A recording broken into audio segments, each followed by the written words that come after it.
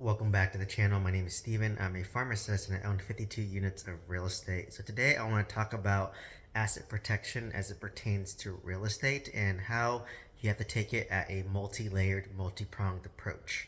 So let's dive into it. So the first type of asset protection that I have is I'll just kind of describe how I have as a more real estate and as a more experienced, advanced real estate investor, right? So I own a living trust, right? And that living trust basically should be named ambiguously so that they don't know it's you. And then from there, I own a holding company, and that holding company, so they're typically based in like Wyoming, for example, will own all the respective LLCs that will own all your rental properties. So kind of the flow would be, let's say I have a trust which owns my holding company. I'll just call it Color Holding Company, and then the Color Holding Company owns the Blue LLC, which then owns my 26 unit apartment complex. And I have a Red LLC, which owns my 20 unit apartment complex. And let's say I have a Green LLC, which owns my mobile home park, for example, right? So these are all single member LLCs because I don't have partners. And then that's owned by my holding company, which I own 100%. And then my trust owns that holding company, which then the trust goes to me as a trustee, right? So that's the kind of the first approach to asset protection. And the whole concept of LLCs is that you want to mitigate, I guess, if let's just say a tenant injured themselves in a rental property, ideally they don't come after you personally, right? Because it's contained within an LLC. I mean, obviously, there's ways to pierce the corporate veil, right? If you don't treat your business as a business, like you don't have meeting minutes, you don't separate your business expense with your personal expense, so that's part of it as well, right? So you have to have a, like what I do is my holding company has a bank account through Chase, and then basically that account will give money to the respective LLCs which it owns, or it'll take money from the LLCs that it owns, right? So that's a central business account bank which sends money to my LLC that it owns, or it receives money from the LLC. So that's how I keep my business and my personal expenses separate, and it makes it easier for doing taxes, right? Because everything's in one account. It makes it easier for me to do my own taxes on TurboTax. You know, I have a video talking about that. Um, so that's one thing, right? So the whole point of LLCs is if a tenant injures themselves, you know, hopefully they sue you, the most they could take is whatever is within that LLC, right? And then the point of the holding company is to protect my assets from me. So let's just say, you know, you get in a car accident, it's your fault. You want to protect your assets from you, right? So that's an approach. And then a trust is more so to protect your assets from probate, right? Court probate. So it's clear who your assets go to and how the assets are allocated, right? So that's the whole point of the trust. So the next layer of approach is insurance, right? And there's two types or three types of insurance, I would say. So the first is the insurance on the property that you own, right? So the most robust insurance, which I historically have owned and considering transitioning out of, is for my apartments, for example, is replacement cost insurance. So replacement cost insurance means that if the property burns down to the ground and it's a total loss, you basically have enough money to rebuild that apartment complex back up, right? So let's just say I had a 26 unit apartment complex, which I bought for $500,000. The replacement cost insurance is going to be for $3.3 million because to rebuild a 26 unit apartment complex in Oklahoma at 2024 standards is going to be more expensive than $500,000, right? So because of that, the insurance is going to be more expensive. There's something called ACV insurance, which stands for actual cash value insurance, and basically it's not the cost to rebuild the whole apartment, right? It's typically, like for example, my actual cash value insurance is about 1.2 million versus replacement cost is 3.3 million. So 1.2 million means that in a total loss, I would get $1.2 million minus the depreciated life of my apartment. So let's just say they deem that, for simplicity, the building was 50% end of depreciated already. I'd only get about $600,000 of the 1.2 million, and then from there, I pay off my loan, and whatever is left, I get, right. And then basically you sell off the land and you move on. So I'm actually thinking of pivoting to an ACV policy because, for context, replacement cost insurance for my 26 unit for 3.3 million is $30,000 a year, versus for ACV at 1.2 million, it's like $10,000. That's a $20,000 savings. So you're rolling the dice, right? If you get insurance that's not as good, then in a total loss, well, you're not gonna get as much money, right? So that's kind of the trade-off you take. But why I decided to make the pivot is because if my apartment burned down to the ground, I don't want to rebuild it. I'd rather just take the money and invest somewhere else, right? So that's kind of my personal decision.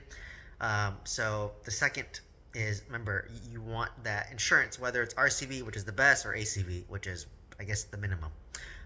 So on top of that, you have an commercial umbrella policy, right? So, for example, I own, let's say, my 20 unit and my 26 unit and all my single family homes. They each have their own individual replacement cost value insurance, as well as your actual cash value insurance. So whatever that looks like, a commercial umbrella policy, which is about 5, 10, or $20 million, or maybe 5 or 10, I forget. But basically, it's a second layer of insurance, right? That on top of that. So let's just say, as an example, let's just say you have someone wants to sue you for $1 million, and your the first layer of insurance on the property maybe covers $500,000, and then the remaining $500,000 is covered by your umbrella insurance. So typically the umbrella insurance is a lot cheaper because it's second layer of defense. And like for example, it might be like for $5 million, I think I was paying like five, six, $700. And typically the umbrella insurance also covers you as well, so they might make you increase what you're paying for your car insurance, right? To certain rates. They'll usually give you guidance on that. So basically you have, each property has their own insurance, and on top of that you have an umbrella insurance policy, which is there. And another layer of protection is if you have a property managers.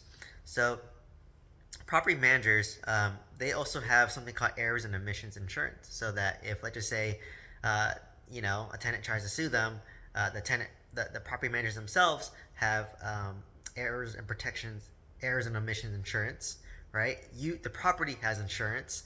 You have an umbrella commercial policy, as well as an LLC, which is owned by a holding company, which is owned by a trust, right? So this is what I mean by asset protection starts to become multi-layered and multi-pronged, right? So that's the advantage of having property management, is it's another layer between you and the tenant, right? So if the tenant tries to sue the property for negligence, the property manager has errors and omissions insurance, and on top of that, sometimes we require tenants to get renter insurance as well, right? So that's another layer of protection, right? So this is what I mean by multi-pronged approach. And honestly, this is the full robust picture of asset protection, right? So your renter has insurance, your property manager has insurance, your property has insurance, you have umbrella insurance, you have car insurance, you have an LLC, which is owned by a holding LLC, which is owned by a trust, which then you own, right?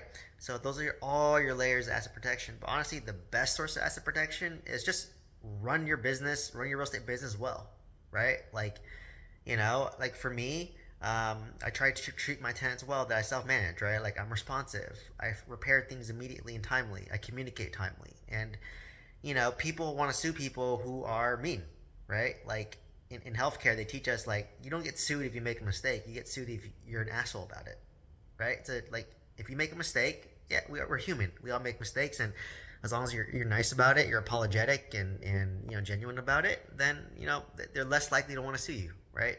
So just treat your tenants well.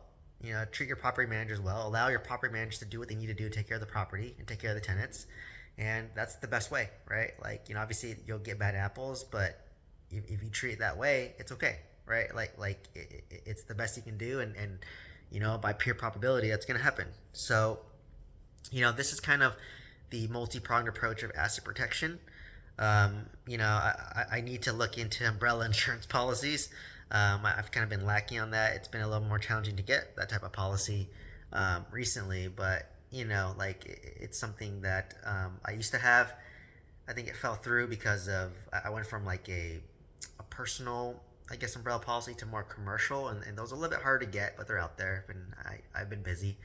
But this is how asset protection is multi-pronged, right? So it's a combination of LLCs and structure, as well as insurance, and ultimately just treating your tenants right and doing the right thing for the property, right, to make sure that your tenants are taken care of. So anyways, let me know if you have any questions below. I'm curious to know how you view asset protection, what you're personally doing for your asset protection for your real estate portfolio. And if you're interested in buying your first multifamily deal and you want some guidance, check out the mentorship program. Otherwise, let me know if you have any questions. I'd love to answer your questions. Please like, comment, subscribe, and share with somebody who wants to learn about asset protection. Thank you so much.